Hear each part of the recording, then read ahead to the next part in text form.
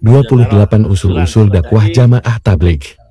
YouTube Gusadi Islah Diri. Alhamdulillah masih sehatkan kalau pindah masjid, insya Allah 28 usul dakwah dahulu karena kita berdakwah. Hadirin yang dimuliakan Allah SWT, 28 usul dakwah ini tertib dalam usaha dakwah. Baik kereta api ada amalnya. Kalau kereta api melanggar tidak lewat dari relnya, melanggar dari relnya, maka akan jalannya akan nyasar, nabrak.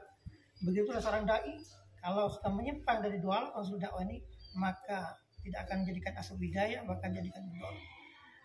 Maka harus kita ketahui hadirin, tatkala kita keluar kesibukan, anak istri kita, bahkan kita yang menempel kita itu kita tinggalkan, tidak mengikuti kita.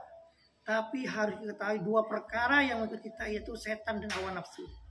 Ini tidak mau lepas daripada kita. Kalau anak istri kita, kerjaan kita bisa lepaskan, tapi dua perkara yang tidak akan terlepas tatkala kita berdakwah. Maka kata mas saya yang sarankan untuk mengalahkan setan ini, maka 4 perkara diperbanyak. Banyak dakwah ilallah, banyak ta'lim, dikir pada hikmat. Banyak dakwah ilallah, bicara pentingnya iman, pentingnya amal, pentingnya akhirat. Tatkala kita keluar, sehingga iman akan didapatkan. Bicara pentingnya iman, pentingnya amal, pentingnya akhirat.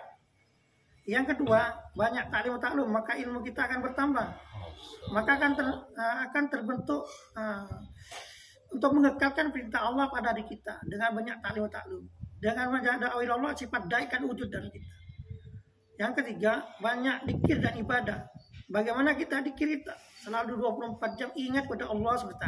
Sedetik lupa pada Allah akan dikuasai oleh setan. Dikir dan ibadah. Bagaimana 24 jam waktu kita mengandung ibadah. Yang dicontohkan oleh Rasulullah. Yang keempat, banyak hikmat.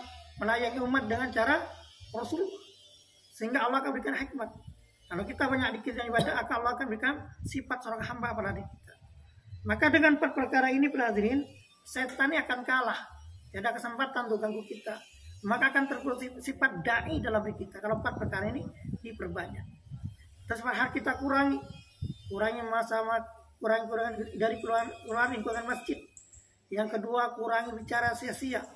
Yang ketiga, kurangi masa makan dan minum. Yang keempat, kurangi tidur dan istirahat. Maka hawa nafsu ini dengan perkara ini akan terarah. Dengan perkara ini kurangi, akan terbentuk sifat waliullah dalam diri kita.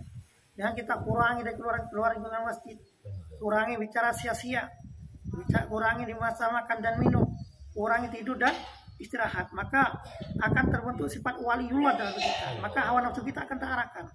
Tapi kalau 4 perkara ini berbanyak, banyak keluar lingkungan masjid sehingga banyak omong sia-sia, sehingga banyak makan dan minum, banyak makan sehingga tidur dan istirahat. Jadi hawa nafsu kita tidak terarahkan. Maka saya anjurkan 4 perkara dikurangi sehingga akan terbentuk sifat waliullah dalam diri kita. Terus 4 hal kita jaga taat kepada amir selagi amir menyuruh taat kepada Allah dan Rasul. Taat kepada amir sama dengan taat kepada Rasul, taat sama dengan taat kepada Allah. Taat kepada Allah dokhal jannah. Kita belajar taat kepada yang apa, kita mudah taat kepada yang tidak nampak, itu kepada Allah Subhanahu wa taala. Yang kedua, kita jaga amal istimai dan sempurnakan amal infiradi. Kita belajar bagaimana istimewa ini, kita jaga karena istimewa ini bagaikan barokahnya bagaikan air lautan. Sedangkan amalan infiradi ini bagaikan setes air lautan. Keberokahannya. Terus yang ketiga, jaga kehormatan masjid. Bagaimana kita masjidnya masuk 90% bersihnya, bagaimana keluar nanti 90% tiap hari jaga seperti itu. Supaya tidak timbul fitnah. Yang keempat, jaga sabar dan tahan uji. Nah, kita diuji dengan teman kita.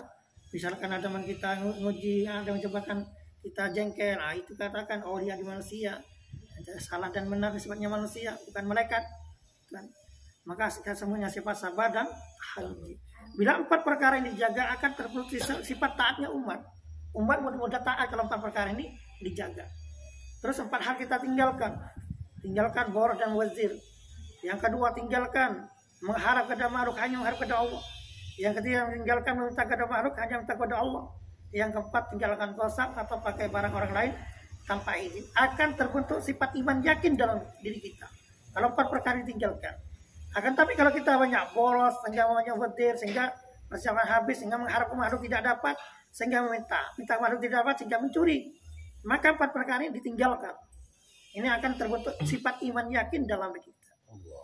Terus 4 hal tidak boleh sentuh, bicara politik dalam negeri maupun luar negeri ya. Ini menyebabkan pecah belah umat. Yang kedua, khilafiyah atau perbedaan pendapat. Yang ketiga, aib masyarakat. Yang keempat, sumbangan dana dan status sosial. Bila 4 perkara ini tidak disentuh, akan terbentuk persatuan umat. Maka umat akan menyatu dengan 4 perkara ini tidak disentuh. Yang keempat hal yang kita dekati, yaitu ulama atau pengasuh santri dan santrinya, 2 muslim dan pengarang kitab. Yang ketiga, yaitu ahli dzikir atau tarekat. Yang keempat, membalikkan janji Allah. Bila 4 perkara yang dekati, akan terbentuk kerjasamanya umat. Ada kerjasama nanti kalau kita dekati ini 4 perkara ini. Terus 4 hal kita jauhi, berdebat atau membelah debatan, mengkritik atau membelah kritikan, meremehkan dan memberikan usaha orang lain, tinggalkan tidak mau dan terima dan nolak, kita akan tabayyun. Bila 4 perkara jauhi, akan terbentuk perdamaian umat. Maka umat akan damai bila 4 perkara ini dijauhi. Nah, inilah tertib untuk diri kita. Sejauh mana kita dalam dakwah sesuai dengan luapan usaha dakwah tidak. Ini berarti ukur sendiri. Tertib bukan untuk orang lain, untuk diri kita. Sejauhnya dakwah kita ini sesuai pada gitu. Hadirin yang mungkin Allah SWT. Maka untuk mendapatkan ini hadirin dikatakan al-ilmu biqalbi la bil kitab. Ilmu dalam hati bukan dalam kita. Nah, untuk memasukkan dalam hati kita, maka kita harus menghafalkan dan kita takror dua-dua. Insyaallah. Wallah.